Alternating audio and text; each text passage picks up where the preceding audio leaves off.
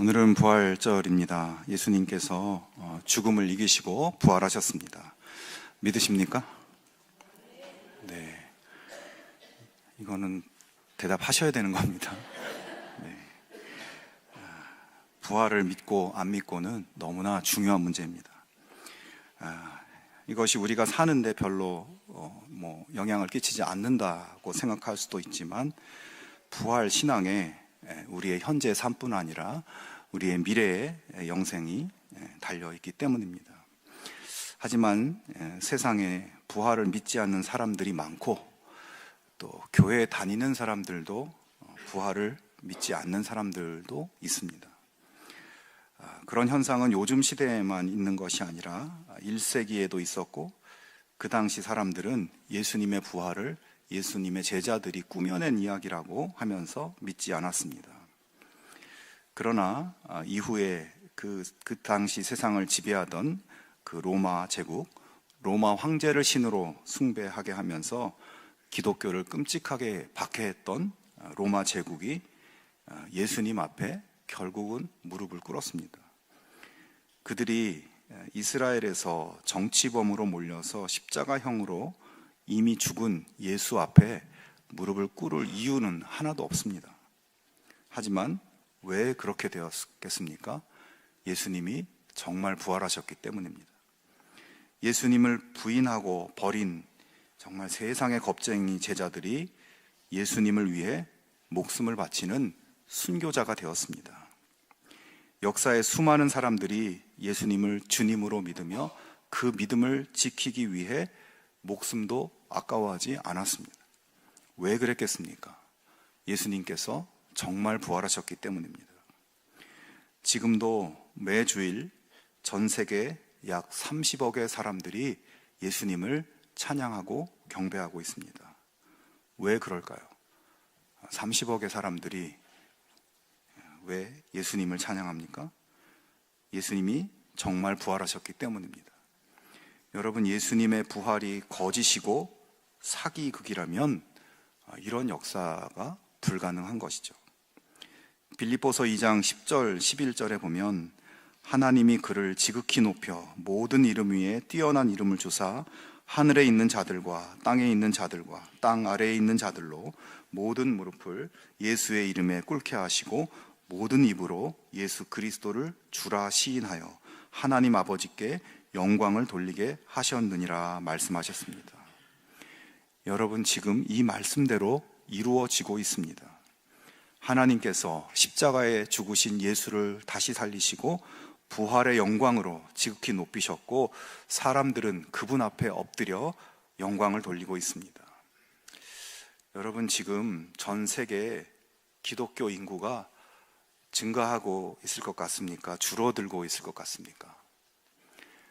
통계를 찾아봤더니 계속 꾸준한 증가를 하고 있습니다. 서구 교회들, 제도권 서구 교회들은 점점 쇠퇴하는 것 같지만, 그 이외의 모든 지역에서 예수를 믿는 사람들이 늘어나고 있어요. 하나님 말씀대로 마지막 날 되면 모든 무릎이 부활하신 예수님께 경배드리며 꿇어 엎드리게 될 것입니다. 오늘 본문 말씀은 마태가 기록한 예수님 부활의 이야기입니다. 예수님의 부활은 각 복음서가 모두 기록하고 있지만, 말씀을 읽어보면 조금씩 차이가 있어요. 그것은 기록한 제자들마다 경험한 부활의 사건의 의미가 조금씩 다르기 때문일 겁니다. 오늘 사도 마태가 남긴 부활의 기록에는 두 가지 중요한 메시지가 있습니다. 예수님께서 금요일 오후에 운명하시고, 이제 금요일 해질 때부터 시작된 안식일은 토요일 해질 때에 끝납니다. 막달라 마리아와 다른 마리아는 안식일이 끝난 후 그날 밤을 보내고 첫 새벽에 예수님의 무덤을 찾아갑니다.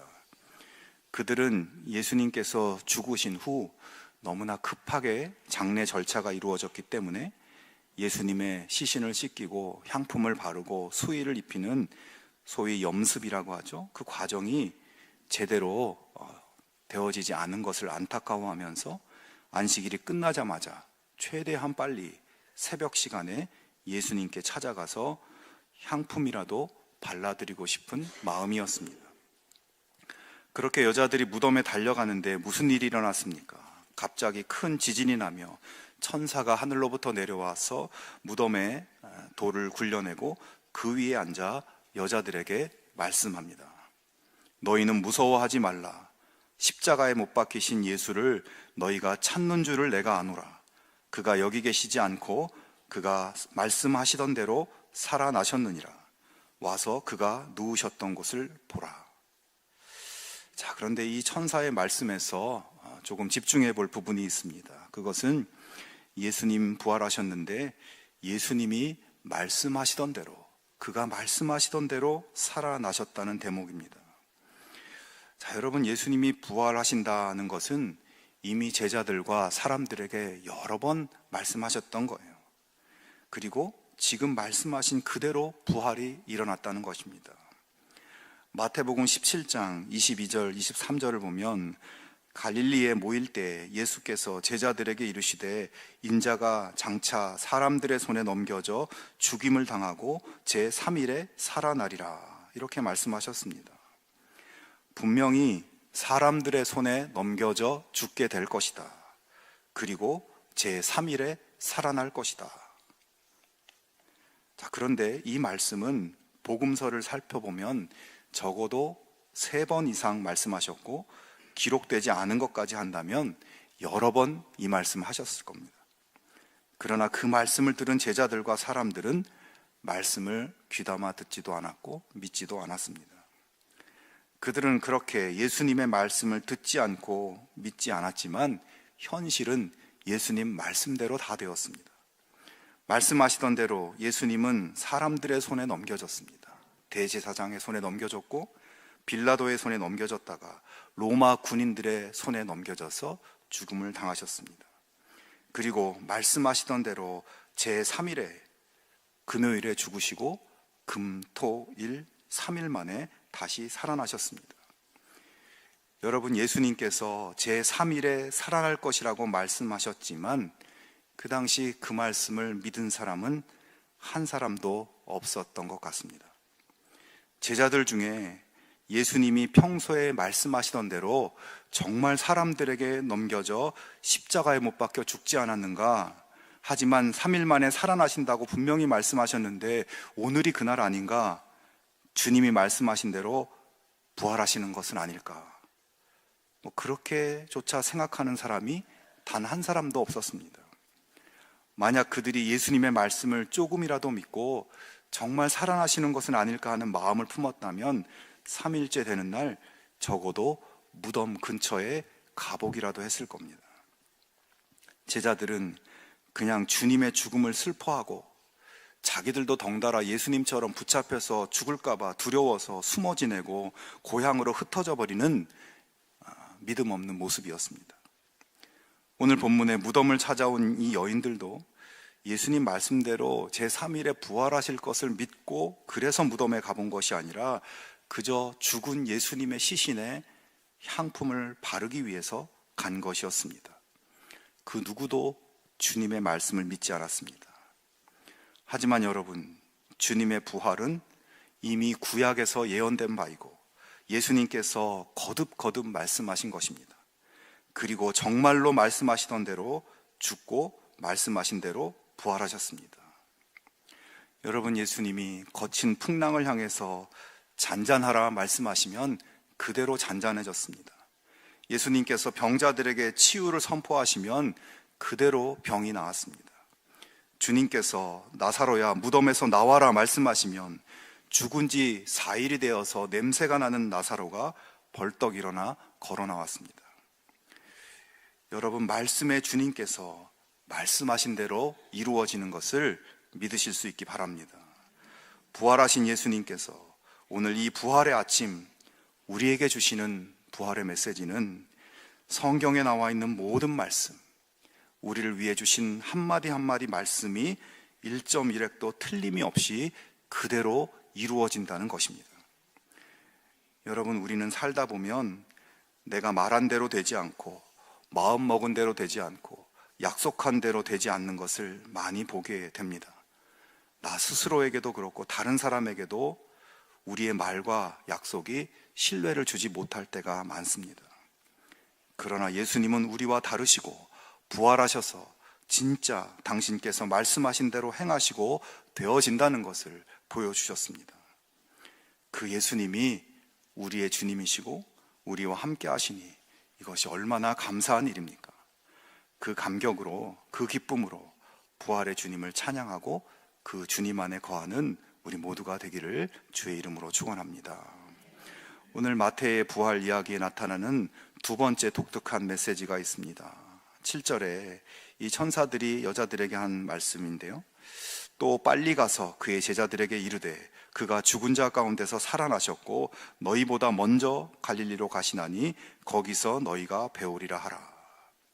예수님이 살아나셨다, 이 소식을 빨리 제자들에게 전해라. 그리고 예수님은 지금 갈릴리로 가셨으니까 제자들도 빨리 갈릴리로 오라고 전해라 말씀하죠. 여자들이 천사의 이야기를 듣고 제자들에게 알리려고 뛰어갑니다. 자, 그때 이번에는 누가 나타납니까? 바로 예수님께서 여자들 앞에 나타나십니다. 그리고 말씀하십니다. 10절에 무서워하지 말라. 가서 내 형제들에게 갈릴리로 가라 하라. 거기서 나를 보리라. 자, 천사들의 말을 듣고 제자들에게 알리려고 달려가고 있는데 예수님께서 나타나셔서 천사들이 한 이야기와 똑같은 말씀을 또 하시는 것이죠. 제자들에게 갈릴리로 오라고 해라. 내가 거기서 기다리고 있겠다. 여러분, 마태복음의 부활 기록을 묵상해 보면 분명한 목적이 있어 보입니다. 자, 다른 복음서들은 사실은 예수님이 진짜 부활하셨다는 것을 증명하기 위해서 여러 가지 사건들을 소개하고 있죠. 제자들이 모여있을 때 그들 가운데 예수님이 오셨던 이야기, 또 손과 발을 만져보게 하시는 이야기, 엠마오로 가는 제자들과 함께 하시면서 그들에게 또 말씀을 전하시는 장면, 여러 가지 부활의 증거가 되는 장면들을 많이 보여주죠. 근데 마태복음은 그런 이야기들은 없습니다. 딱 한 가지에 초점을 맞추고 있어요. 그것은 내가 부활했다. 그리고 내가 갈릴리로 가 있을 테니 너희도 빨리 그리로 와라. 이것입니다. 여러분, 갈릴리는 어떤 곳인가요? 예수님이 살던 집이 갈릴리에 있었고 예수님의 주 사역 무대였습니다. 제자들을 처음 만난 곳도 갈릴리였습니다. 그런데 제자들은 갈릴리에서 예수님을 만났고 따라다니며 수많은 사역을 보고 경험했지만 그들은 솔직히 예수님이 정말 누구신지, 예수님의 기적과 가르침의 의미와 의도가 무엇인지 깊이 깨닫지 못했습니다. 그저 예수님이 하시는 일이 신기하고 놀라워서 이분이 정말 큰 일을 해내시겠구나, 이분을 따라다니면 우리도 출세할 수 있겠구나, 그런 마음뿐이었습니다. 그러다가 예수님이 십자가에서 죽으신 후에는 갈릴리에서 있었던 그 모든 일들은 그냥 좋은 추억 정도로 남아 있을 뿐이었습니다. 자, 그런데 이제 부활하신 예수님은 그런 제자들을 갈릴리로 오라고 하십니다. 왜 그렇게 하신 것일까요? 자, 제자들이 예수님의 부활 소식을 듣고 예수님이 갈릴리로 오라고 하셨다고 하자 제자들이 그리로 달려갑니다. 정말 부활하신 예수님을 거기서 만나고 또 예수님께서는 이때 제자들에게 말씀을 해주시죠. 무슨 말씀일까요? 18절에서 20절 말씀입니다. 하늘과 땅의 모든 권세를 내게 주셨으니 그러므로 너희는 가서 모든 민족을 제자로 삼아 아버지와 아들과 성령의 이름으로 세례를 베풀고 내가 너희에게 분부한 모든 것을 가르쳐 지키게 하라. 볼지어다 내가 세상 끝날까지 너희와 항상 함께 있으리라. 자, 우리가 너무나 잘 아는 마지막 사명의 말씀을 제자들에게 주고 계시죠. 여러분, 부활하신 예수님은 이 제자들에게 모든 민족을 제자 삼는 사명을 부여하시기 위해서 갈릴리로 오라고 하신 것이에요.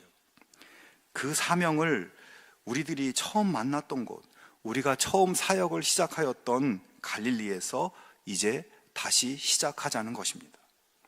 그런데 여러분, 여기서 갈릴리는 단순한 지리적 장소가 아니라 치열한 일상이 벌어지는 삶의 자리를 의미하는 것입니다.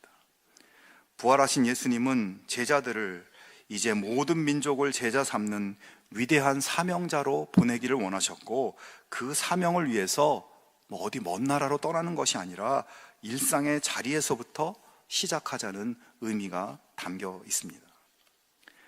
여러분, 예수님의 부활은 그냥 깜짝 놀랄 만한 일이 벌어진 것이 아닙니다. 부활의 의미가 있고 목적이 있어요. 실망하고 포기하고 떠나버리려는 제자들을 다시 일으켜 세워서 열방을 제자 삼는 사명을 향해 나아가게 하시는 목적인 것입니다. 지난 2000년 동안 기독교가 존재하고 지금도 계속 예수님을 믿고 경배하는 사람들이 늘어나는 이유가 있습니다. 그것은 바로 예수님의 부활 때문입니다. 예수님께서 죽으셨다가 부활하셨고 지금 살아계시기 때문입니다. 부활이 사실이 아니라고 입증되었다면 기독교는 벌써 무너졌겠죠. 지난 2000년 동안 수많은 사람들이 부활이 사실이 아니라고 하는 증거를 찾으려고 했지만 모두 실패했습니다. 그들이 할 수 있는 것은 부활을 외면하거나 무시하는 것밖에 없습니다. 많은 사람들이 지금도 그렇게 하고 있습니다. 예수님의 부활을 믿든지 안 믿든지 삶에서 크게 달라지는 것이 없다고 생각할 수 있습니다. 그러나 예수님의 부활을 믿는 사람은 주님의 부활에 참여하는 새로운 삶을 사는 것이고, 그렇지 않은 사람은 죽음으로 끝나는 삶을 사는 것입니다. 종착점이 다른 것입니다. 주님은 오늘 부활을 믿는 우리들을 갈릴리로 부르십니다. 부활은 치열한 삶의 자리인 갈릴리로 주님이 먼저 달려가 기다리시는 사건입니다. 여러분 각자의 갈릴리는 어디입니까? 우리가 실패했던 자리, 일상의 현장, 그곳에서 말씀하신 그대로 부활하신 예수님께서 기다리고 계십니다. 그리고 그곳에서 우리와 함께 하시며 부활의 복음을 증거하며 사람들을 구원하고 변화시키는 위대한 사명을 살기를 원하십니다. 여러분, 우리가 포기했던 갈릴리로 달려가서 주님과 함께 부활의 복음을 증거하고 하나님의 나라를 넓혀가는 주님의 제자된 삶을 살아가실 수 있기를 주님의 이름으로 축원합니다.